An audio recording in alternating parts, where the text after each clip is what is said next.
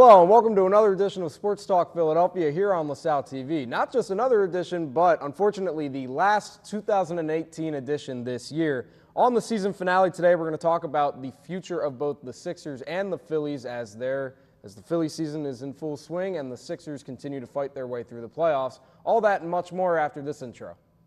7, 6, 5, 4, 3, 2, 1. You'll never have the sacred stone. Oh, this you crazy mother.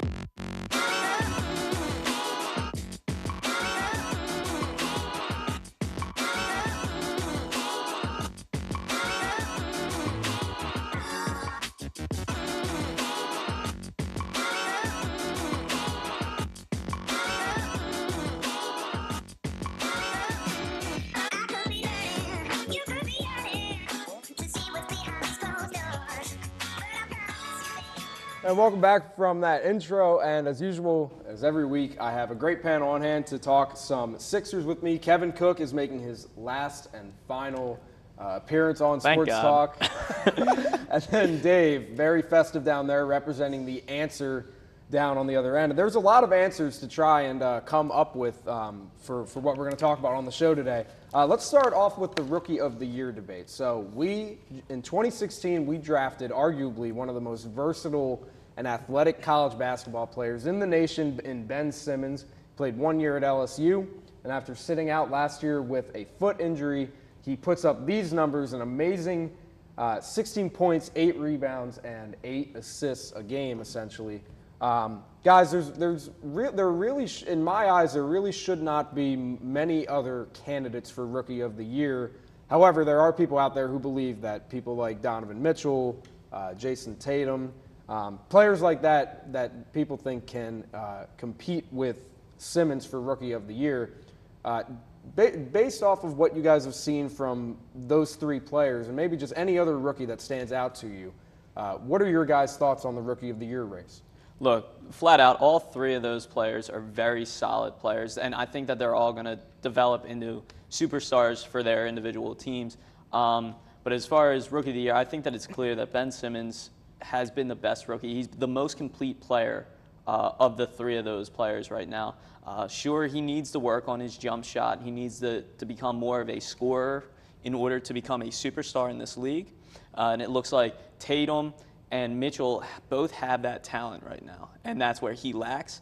But he does things all across the boards, and as you saw there with the rebounds, the assists, he's not a one-dimensional player. And actually, we've heard the argument that Simmons isn't a rookie because he's been in the league for 2 years, and he went to college for one. But if you look at Donovan Mitchell, he stayed at college for 2 years. I mean, they're the same age. And I think another important thing to remember, if you guys don't remember my rant from a couple weeks ago, Ben Simmons is a rookie because he didn't play in the 2016-17 season, and the key word there is play. You know, he didn't play a single game, and let alone the fact that he had a foot injury, he couldn't really do anything physical. Dave, sound off on your thoughts for Rookie of the Year. Going off of what your rant was, I remember we talked about Blake Griffin and his year when he had taken off a year and then came back, played really good and won Rookie of the Year. It's not the same type of thing because, you know, the competition for Rookie of the Year this year is very tight. Donovan Mitchell is playing very good. Jason Tatum is playing everyone, the whole class, I think, is actually playing very good. So, I mean, I can see why there's controversy, but at the same time, we have to remember what these players are actually doing for their teams. And I think if you're going to talk about two rookies that are doing really good for the team, it is Ben Simmons and Donovan Mitchell. And I think when it really comes down to it, when we talk about versatility, it comes down to Ben Simmons. He's going up there, he's putting up numbers, he's grabbing boards, he's giving out really disgusting dishes just to improve his team. And you can even see that sometimes he doesn't even have to score. He just puts up the numbers and rebounds and assists, and then he makes it up later on. So you can see that him being a superstar later, like down the line, that like he'll work on his jump shot, he'll work on getting those points, but as of right now, he's just a facilitator, and that's what I think. Not I think a rookie should be, but like just something that like really is stand out compared to Donovan Mitchell, who just puts up points, but not really putting up any type of other numbers in any I think the big thing to keep in mind is that Ben Simmons probably accounts for more, not only more points, but also just more efficient playmaking just in general. And I'm sure his usage rate is right up there, just with Mitchell's too. And the interesting about them all is, like I was saying, they're all worthy candidates. But it's just this year I think Simmons is the most worthy. Mitchell has had a terrific start to the playoffs. I think he's got like 200 points, and he's the fastest, or one of the fastest rookies to have ever done that. Tatum's also playing well in the playoffs this year. But Ben Simmons is the first rookie since 1980, I believe, since Magic Johnson, to have gotten a triple-double in the playoffs. And we saw that from him, consistent play across the boards. I mean, he was almost averaging a triple-double on the season, which is just unreal in the league, let alone as a rookie. Yeah, if you absolutely. try to wrap your mind around that. I think Russell Westbrook did it last year, and it was rare then. And he did it again this year too. And now that you're talking, he's doing this as a rookie. If he just develops, it doesn't even have to be a three-point shot. If he develops a consistent jump shot from the foul line, from the top of the key, this guy is going to be unstoppable. Yeah, I'm actually, like, as an NBA fan, I'm excited to see what comes down later on, like 5-10 years, with these guys that are just playing lights out for these teams that really haven't done much in the last 10 years. So I think we're in a good position for the NBA. As a Sixers fan, I mean, he's clearly the rookie of the year. He's clearly going to be one of the most dominant players in the NBA, because we all know that LeBron is coming down and Ben Simmons is coming up. So I feel like he's going to be not the new face of like what the NBA can be, but like the new face of just this franchise and what we want to, like, what type of players are going to come up with the point forward position too. Right. So obviously Ben Simmons, a crucial part of the team, and I think all of us are really hoping that he stays here for life. But let's move on to some other key assets on this 2017-2018 Sixers team. We picked up a lot of free agents, whether if it was before the season started or in the middle of the season, and some notable ones that might be up for leaving their contract or whatever the case may be includes J.J. Redick, Marco Bellinelli, some key guys that can shoot the ball and can also just play really efficiently for the Sixers. Yeah, I mean, both of them have been key pieces for us, especially as this playoff run goes on. And as you can see there now, there's also a number of other players who have had a crucial role in this team, including Ersan Ilyasova, guys that are spacing the floor for Joel Embiid down low and are options for Ben Simmons to dish the ball to.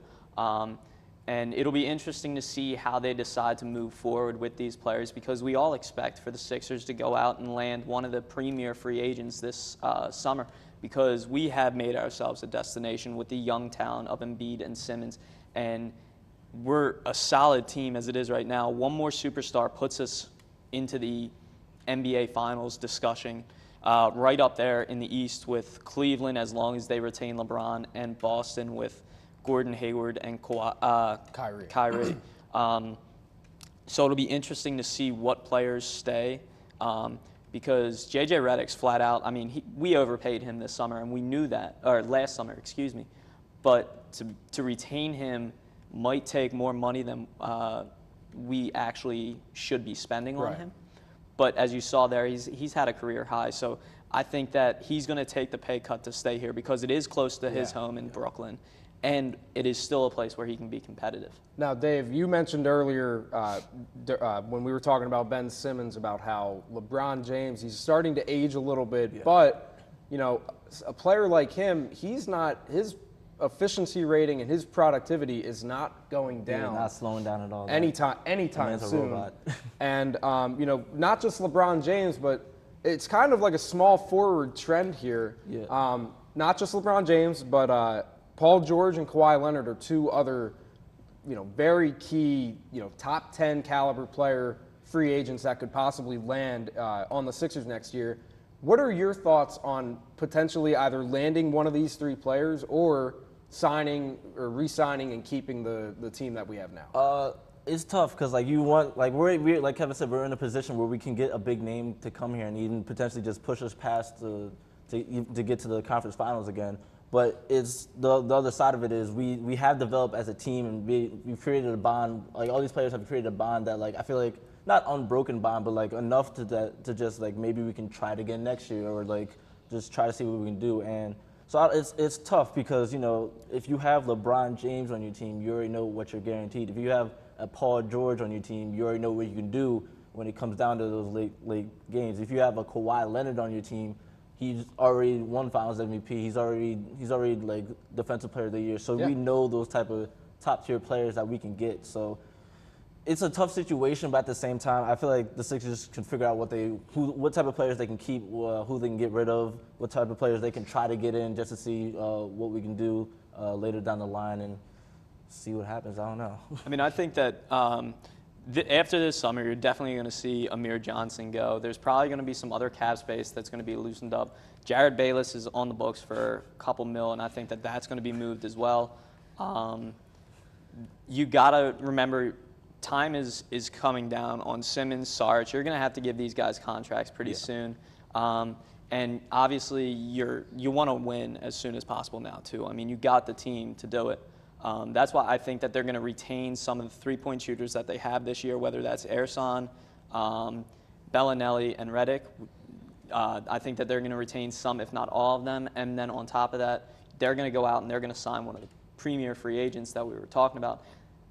Which one, Dave, I want to ask you, which one do you think that they're going to go with? Because of the fact that I don't know if Simmons and LeBron can coexist. At the same time, before you answer, Dave, I don't know how Kawhi Leonard will work out, considering that he never played it all this year. That's true.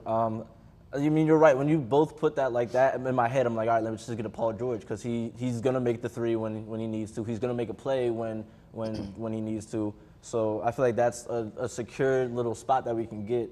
But, I mean, if we try to get LeBron, it's going to be tough to have 2 point forwards on the court at the same time, including since we know how LeBron plays, he's going to control what's going on the floor. Now, on the Kawhi side, we know what Kawhi can do, and he hasn't played.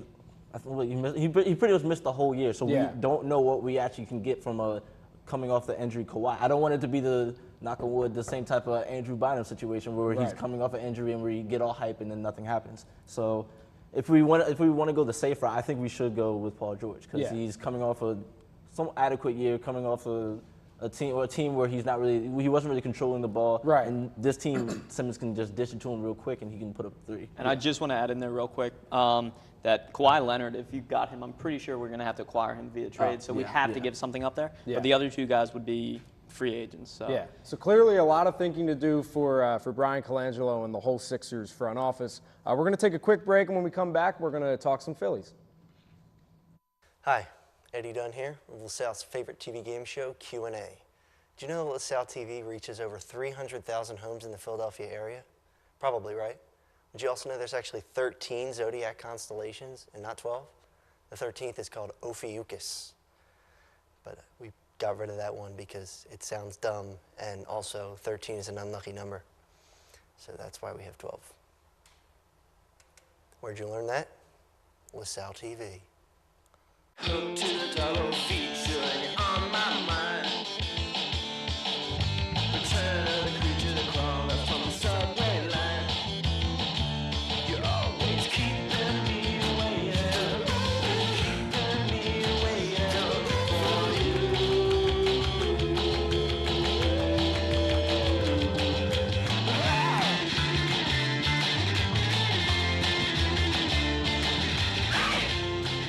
And welcome back from the commercial break. Dave steps off for Elvis Chilakis as he comes on to talk about the Phillies. We're going to keep it in the same facet as we did with the Sixers.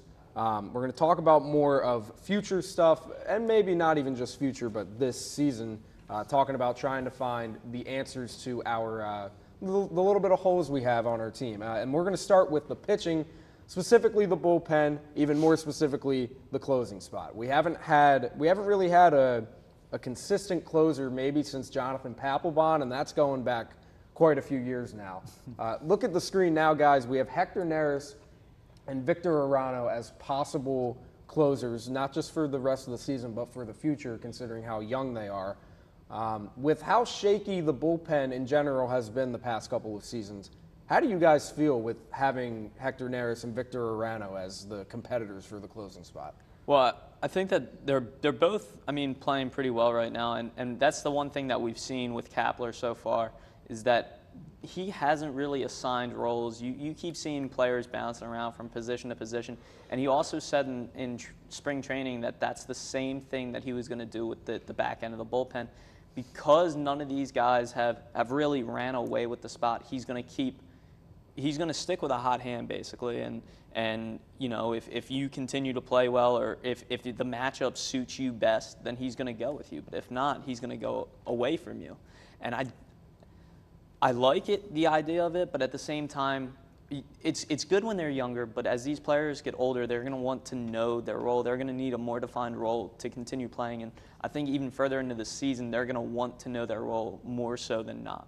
And there's going to be a lot of flexibility on our bullpen because we got, once one guy goes down, the another guy comes back up. And kind of like going back to Eagles talk, you know, the same thing with the Eagles. But yeah, you know, they definitely do need to have like a definite role in the bullpen. But at least Kapler is at least experimenting to see what kind of hot hand he can go with in the beginning of the season. And you know, it's at least we have all these different options at least, because teams they have just one guy and they have to rely on that guy from game on.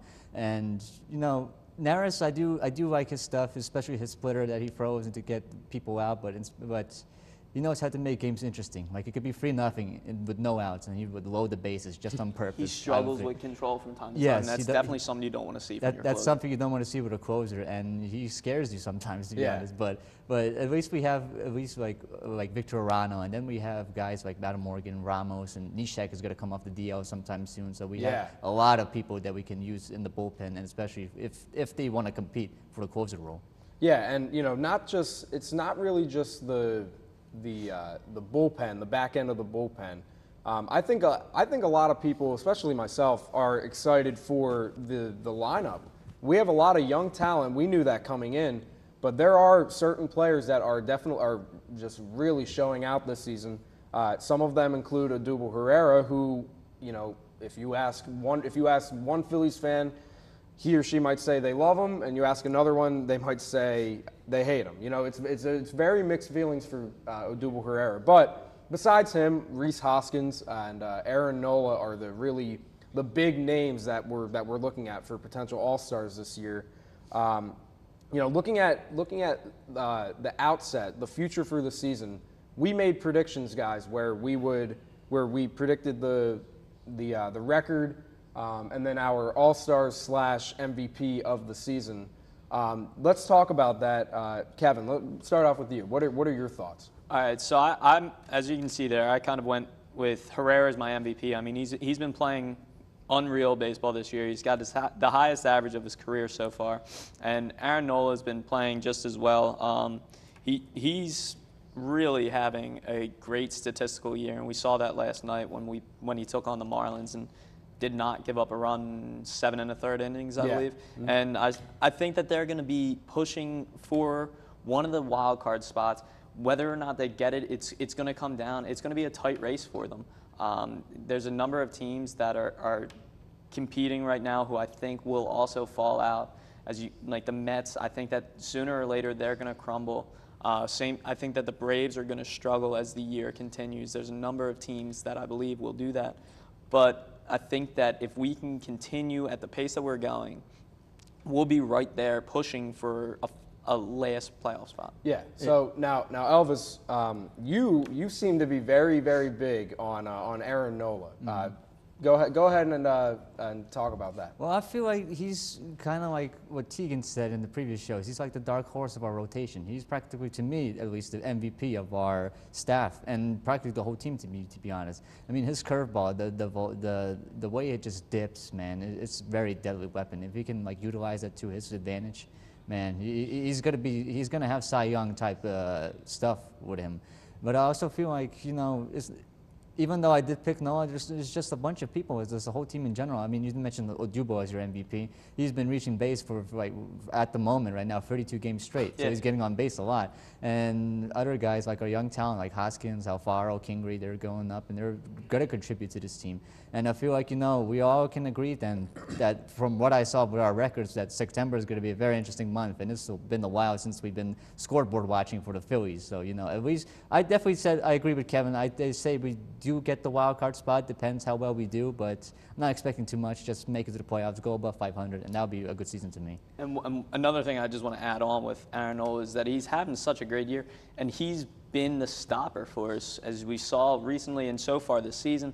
When he goes out there, he's going to keep you in the game. He's going to give you a shot to win it.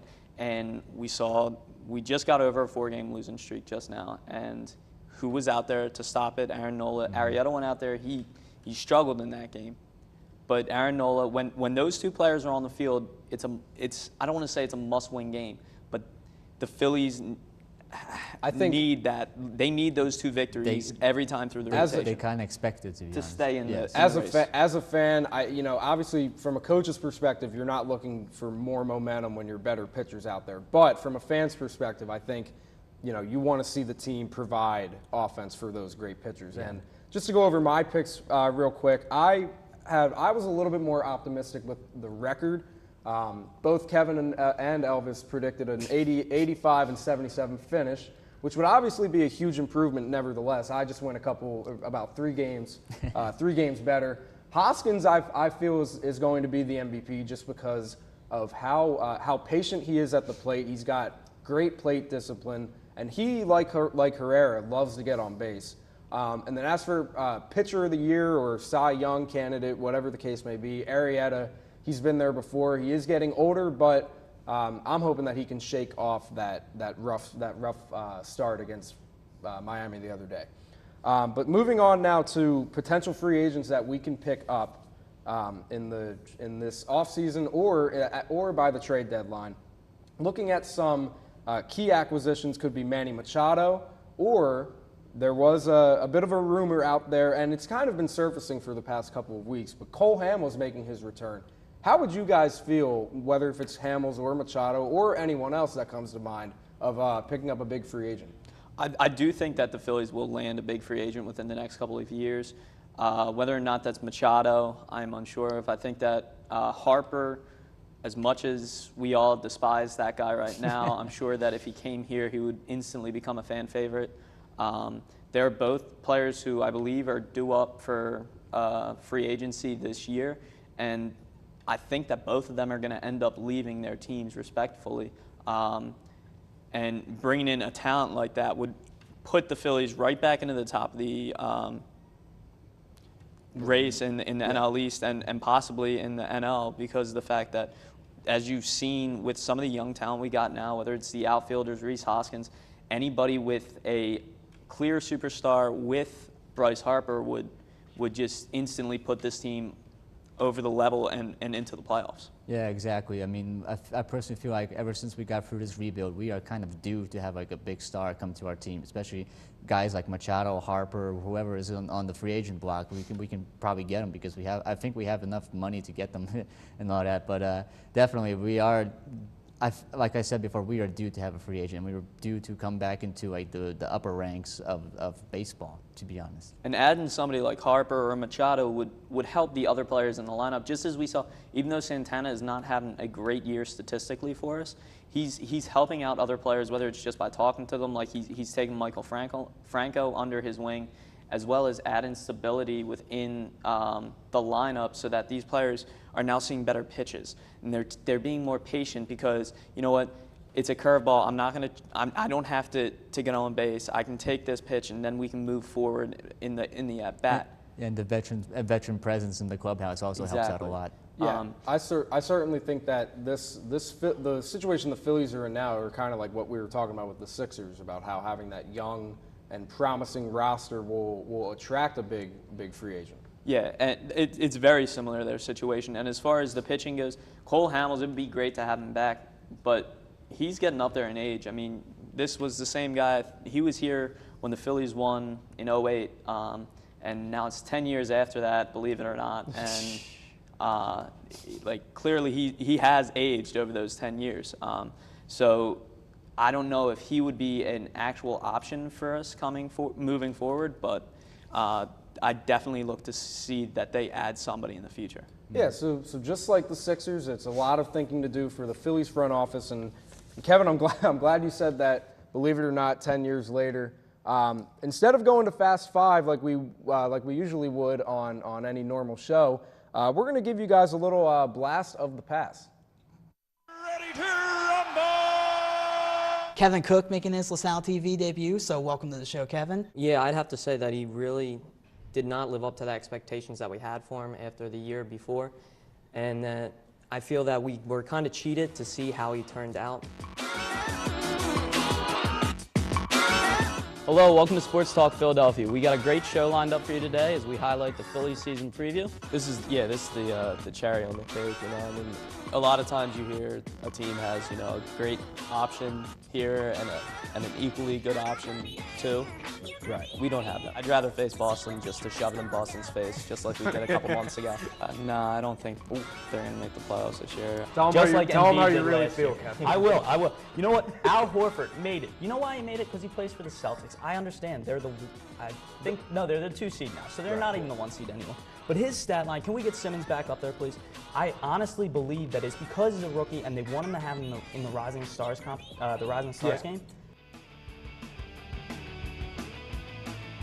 With that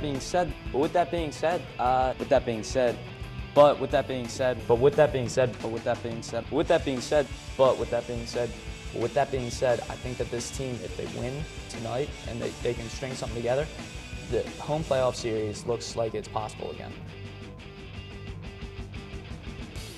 All right, so a nice little tribute video to our friend here. Obviously, we can't forget about Elvis, but you're both seniors. This is your last show. Just talk about what the last 4 years have been like for Sports Talk for you guys. Well, I know for you it's different, but go ahead. yeah, it's different, but there are a few things that I've thought about. Maybe I would have gotten more involved or something like that. But this experience has just been outstanding. I wouldn't have it any other way. And anybody else is watching, enjoy it as well. Well said, Elvis. Yeah, I'd just like to thank everybody. Thank you guys for making that video. Very nice. Tanya, for all that you've done, putting up with my shenanigans over the past couple of years. My parents and friends for supporting me along the journey. Thank you very much. It's been a fun ride. With that being said, I guess that's all I got on here. So Josh, take it out. Oh, all right. Well, you know what? It has definitely been more than an exciting year of Sports Talk Philadelphia here. It has been a great transition from being where you guys are at right now to the host. I'd like to thank our producers, not just Kevin, but Tyler Pittis, who made his appearance on here a few times here and there, but you can find him in the control room directing, and as well as everyone else working cameras, Sam, Dave, Callie, Julie, Nick, Sean, everyone at LaSalle TV. We appreciate all of you. You can catch us as usual on Twitter, on social media, YouTube, and Gmail, Dave's Gmail, and as well as lasalle.edu/LaSalle TV. We thank you once again for an amazing 2017-2018 year of Sports Talk, and we hope to catch you guys in the fall. Thank you.